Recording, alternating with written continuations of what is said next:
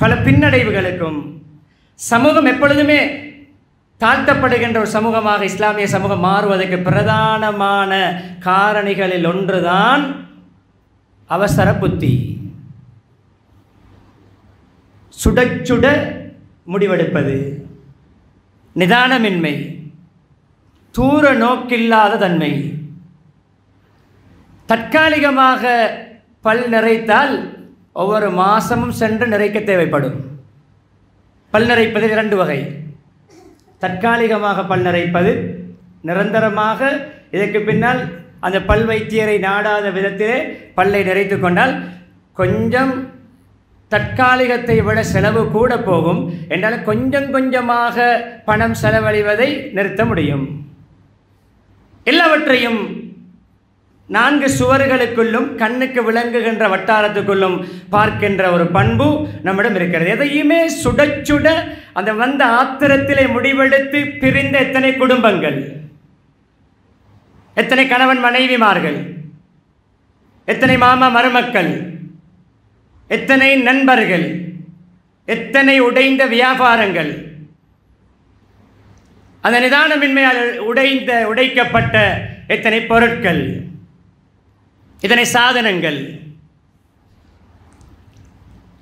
அன்பானவர்களே, நிதானமும் சகிப்புத்தன்மையும் தூர நோக்கும் இஸ்லாம் எந்த அளவு வலியுறுத்துகிறது என்பதை தான் நான் உங்களோடு பரிமாறிக்கொள்ள விரும்புகிறேன். எனவே உற்சாகமாக உள்ளத்தை திறந்து ஒரு மாற்றத்தை உண்டு பண்ணுவேன் என்று கேட்போம். நான் ஆரம்பத்திலே ஒரு சில குர்ஆன் வசனங்களை ஓதினேன்.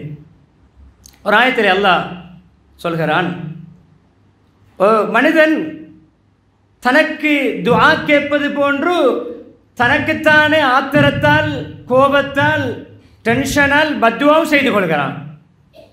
நாமே நமக்கு சமைத்துக் கொள்வோம். நம்முடைய பொருட்களுக்கு, வியாபாரங்களுக்கு, நம்முடைய குடும்பங்களுக்கு, நம்முடைய உறவுகளுக்கு கெட்ட சாஃப துஆக்கள், வயதுல் இன்சான பிஷ்ஷர்ரி துஆஹு பில் கைர், நலவுக்கு துஆ கேட்பது போன்று கெட்ட விடயங்களையும் தனக்கு தெரியாமலே தன்னை சபித்துக் கொள்கிறான். ஆத்திரத்தால், அவசரத்தால் மனிதன் அவசரக்காரனாக செயல்படுகிறான். அது ஒரு ஆயத். மனிதன் அவசர புத்தியோடு செயல்படுகிறான். அல்லாஹ் அதை ஒரு எச்சரிக்கையாக சொல்கிறான். அதே போன்று கண்ணியமானவர்களே, மனிதன் இயல்பிலே அவசரமான முறையில் செயல்படக்கூடியவனாகத்தான் படைக்கப்பட்டிருக்கிறான். என்றாலும் நான் ஒரு மனிதன் அவசரப்படுவது இயல்பிலே அவனுக்கு பொதுவாக கொடுக்கப்பட்ட அதில் நிதானத்தன்மையும் அல்லாஹ் இணைத்து படைத்திருக்கிறான். காபிர்களுடைய விடயத்தில் அல்லாஹ் சொல்கிறான், பாவம் செய்துவிட்டு தண்டனைகளை 7 மண்டல இந்த தண்டனை இறக்கி காட்டுங்கள், அவசரமாக இறக்குங்கள், இதற்குரிய முடிவை இறக்குங்கள் என்று நபியவர்களிடம் வந்து அடம் பிடிப்பார்கள், பிடிவாதம் பிடிப்பார்கள். அதை அல்லாஹ் கேவலப்படுத்தி சொல்கின்ற பொழுது, அவசரப்பட வேண்டாம், நான் என்னுடைய அத்தாட்சிகளை, உங்களுக்கு காட்ட வேண்டிய என்னுடைய ஆதாரங்கள், அத்தாட்சிகளை நான் பின்னால் கொஞ்சம் கொஞ்சமாக காட்டுவேன், அவசரப்பட வேண்டாம். எனவே அவசரப்பட வேண்டாம் என்பது அல்லாஹ்வுடைய கட்டளை. ஹதீஸ்கள் சிலவற்றை முன்வைத்தேன். அதில் ஒன்றுதான் நிதானம், சகிப்புத்தன்மை, தூர நோக்கோடு அமைதியாக ஒவ்வொரு விடயங்களை யோசித்து முடிவெடுப்பது மினல்லாஹ். அது அல்லாஹ்வின் கிருபையினால் ஒரு மனிதனுக்கு ஏற்படக்கூடிய தன்மை. வல் அஜலத்து மினஷ் ஷைத்தான், அல் அனாத்து மினல்லாஹ், அல் தஅன்னி மினல்லாஹ், வல் அஜலத்து மினஷ் ஷைத்தான். அவசரப்படுவது, எதிலுமே தீவிரமாக சுட சுட ஒரு கேஸ் போன்று செயல்படுவது, இது ஷைத்தானுடைய தன்மை. ஷைத்தான் தான் விடயங்களை அவசரப்படுத்துவான், தீவிரப்படுத்துவான். சில விடயங்கள் சீக்கிரமாக விரைவாக செய்ய வேண்டும், நல்ல மல்கத்தீனுடைய விடயங்கள் அதுவல்ல. துனியாவுடைய விடயங்களிலே நிதானம் தேவை. 3 தவணைகள் எதற்கு? ஒரே அடியாக தலாக்கை 3ஐயும் கொடுத்து முடிப்பது முறையும் அல்ல, இஸ்லாத்திலே வரவேற்கப்படக்கூடிய முறையும் அல்ல, அனுமதிக்கப்படக்கூடிய முறையும் அல்ல. 3 தலாக் ஏன் விடப்பட்டிருக்கிறது? முதலாவது தலாக் கொடுங்கள், எதற்காக நீங்கள் கொடுத்தீர்களோ அந்த தன்மையிலே மாற்றம் ஏற்பட்டால் சேர்ந்து வாழுங்கள். மாற்றம் ஏற்படலாம், சேரலாம், ஒற்றுமையாகலாம். 2வது கொடுத்து அதுக்கு கிட்டத்தட்ட 3 மாதங்கள் இத்தாவுடைய காலம், அந்த இத்தாவுடைய காலத்திலே நீங்கள் சேர்ந்து கொள்ளலாம். நிதானமாக யோசிக்கத்தான் அந்த தவணை.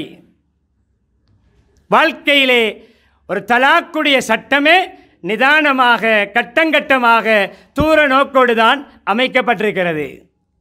எனவே அன்பானவர்களே, எப்பொழுதும் இந்த அவசர புத்தி, ஆத்திரம், ஒருடைய குற்றம் தவறுகளை வைத்து ஒதுக்குவது, பத்வா செய்வது, பிள்ளைகளாக இருக்கலாம், யாராக இருக்கலாம், அவர்களை கேவலப்படுத்துவது, இது இஸ்லாத்திலே அனுமதிக்கப்பட்ட ஒரு விடயம் அல்ல.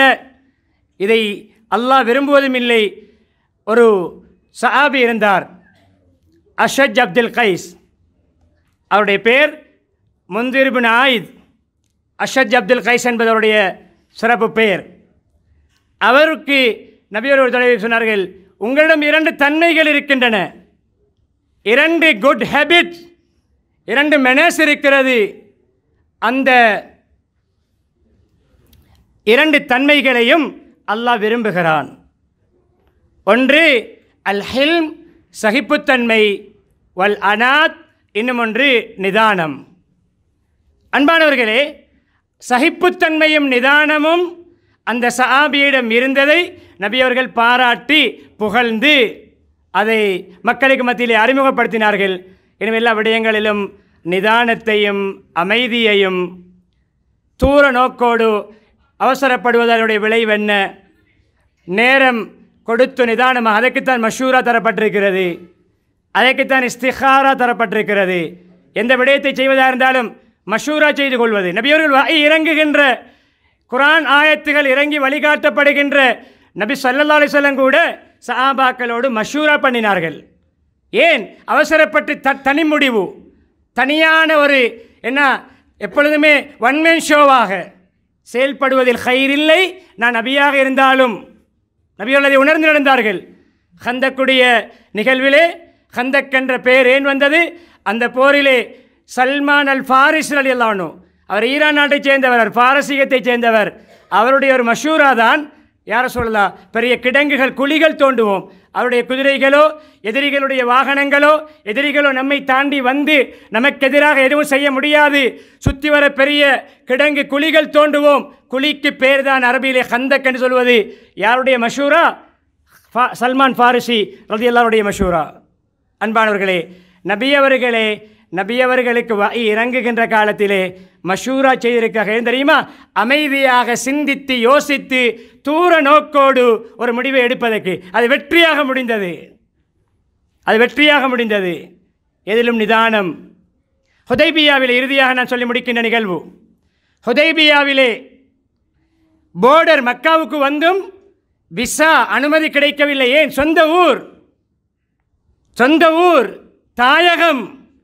மதீனாவில் இருந்து உம்ராவுக்கு வந்து காபிர்களால், முஷ்ரிக்குகளால் அனுமதி கிடைக்கவில்லை. சஹாபாக்கள் கொந்தளித்தார்கள். நாங்கள் உண்மையான மார்க்கத்தில் இல்லையா? உம்ரா செய்ய அனுமதி இல்லையா?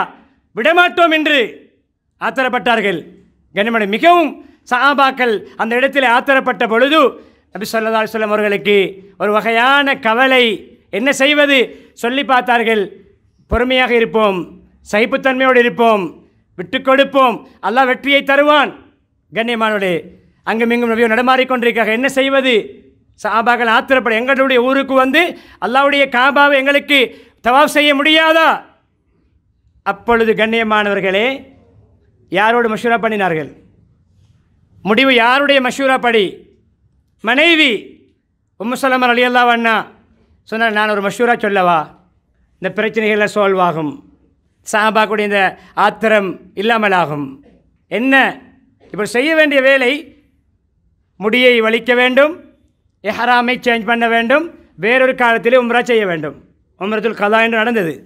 மனைவி சொன்னார்கள், நீங்கள் முடியை வலித்துவிட்டு அப்படியே இஹ்ராமை சேஞ்ச் பண்ணிக்கொள்ளுங்கள், மாற்றிக்கொள்ளுங்கள், உங்களுடைய சஹாபாக்கள் நீங்கள் செய்வதை செய்வார்கள்.